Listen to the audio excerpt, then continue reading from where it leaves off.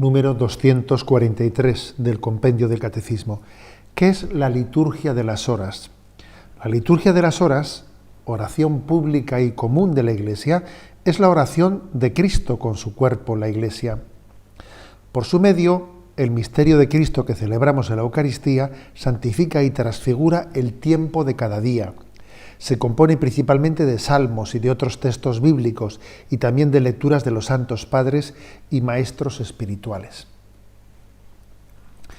Bueno, sabemos que la celebración del misterio de Cristo tiene lugar especialmente en la liturgia y en la Eucaristía, principalmente, ¿no? Pero el misterio de Jesucristo lo penetra todo, lo llena todo, y entonces digamos que ese momento central de la Eucaristía, que especialmente se celebra el domingo, se expande, y entonces la liturgia, que es expansiva, que lo llena todo, pues llega a ser una oración continua, una oración continuada. Uno en la Sagrada Escritura encuentra textos, por ejemplo, si queréis buscar en vuestras Biblias, 1 Tesalonicenses 5:7 o Efesios 6:18, por ejemplo, fijaros que dice: poneos el casco de la salvación y empuñad la espada del Espíritu, que es la palabra de Dios, siempre en oración y súplica, orad en toda ocasión en el Espíritu, velando juntos con constancia y suplicando por todos los santos. Es decir, que el ideal cristiano no es vamos a misa y estamos allí en oración y termina la misa y ya termina. No, el ideal cristiano es que toda nuestra vida sea vivida en presencia de Dios en oración. Y para ello un gran instrumento es lo que se llama la liturgia de las horas o el oficio divino, que ya es algo pues, ancestral en la vida de la Iglesia, que supone que a lo largo de todo el día, en distintas horas litúrgicas, pues los cristianos alaban a Dios en la oración de los laudes. Las horas principales ciertamente son la de los laudes y las vísperas, ¿no? Pero también están tercia, sexta, nona, el oficio divino. Han sido especialmente los monjes en la vida monástica los que han conservado el oficio divino, la liturgia de las horas. Ellos han configurado toda su vida en torno a ese oficio divino, incluso interrumpiendo el sueño por las noches para rezar el oficio divino, ¿no? Pero también los clérigos, los sacerdotes, quizás de una manera, ¿no?, un poco más abreviada, pero rezan también el oficio divino, y cuando uno es ordenado diácono, en este momento, el diácono, al mismo tiempo que hace la promesa de obediencia y la promesa de celibato, también hace una promesa de la oración de la liturgia de las horas ante el obispo. Promete rezar, ser fiel en la oración del oficio, en esa oración de los laudes, hora intermedia, vísperas y oficio de lecturas. Hace esa promesa solemne el día de su ordenación ante el obispo, porque se le encomienda rezar por su pueblo. ¿Por qué a un sacerdote se le pide esa promesa? Pues porque él está para rezar por su pueblo, Y hay que decir que también los laicos están llamados a vivir la liturgia de las horas. Y hay que decir que después del Concilio Vaticano II, pues yo creo que se han dado un paso muy importante, ¿no? Un paso muy importante de hacer accesible la oración de la liturgia de las horas a los laicos, al pueblo de Dios. Y verás que incluso ha habido algunos carismas, por ejemplo el de los neocatecumenales, que toda la familia se une para rezar laudes. Por ejemplo, lo que es el carisma de Radio María, que ha popularizado tanto el rezo de la liturgia de las horas, especialmente de los laudes, ¿no?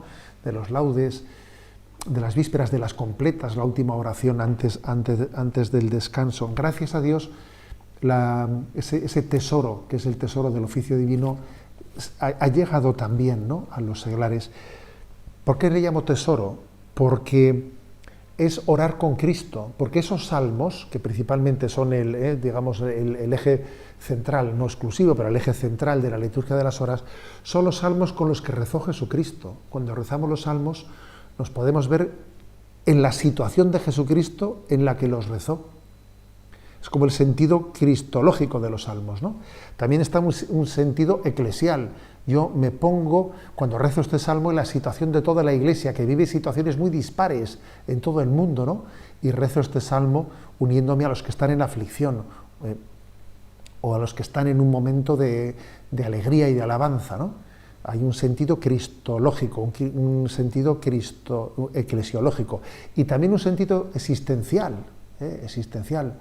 Por ejemplo, cuando dice uno, desde lo hondo a ti grito, Señor, y él está en una situación de prueba, ¿no? De prueba máxima. Recuerdo haber visitado a una persona en prisión y me decía él que nunca había pensado que cuando rezase ese salmo, de profundis clamaba a te domine, desde lo hondo a ti grito, Señor, hubiese tenido en él tal eco, ¿no? O sea, los salmos nos enseñan a rezar.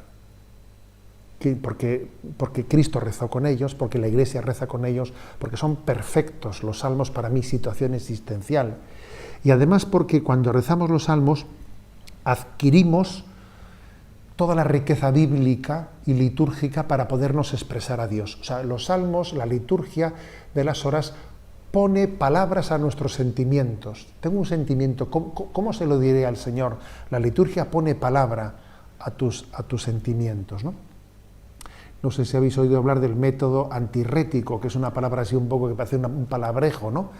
Pero el método antirrético de los padres de la Iglesia significa que los padres de la Iglesia educaban, ¿no?, a los cristianos a que cuando eran acometidos por tentaciones del maligno, tentaciones de desesperación, uno, si estaba empapado de la palabra de Dios, si está empapado de los salmos, sabe perfectamente, como Jesús hizo en las tentaciones del desierto, responder al tentador con una palabra sálmica o evangélica. No tentarás al Señor tu Dios. Está escrito, no solo de pan vive el hombre. El método antirrético es cortar por lo sano a la tentación desde la palabra de Dios. Pero para eso obviamente se requiere estar empapado de ella. Se requiere estar empapado de los salmos, ¿no?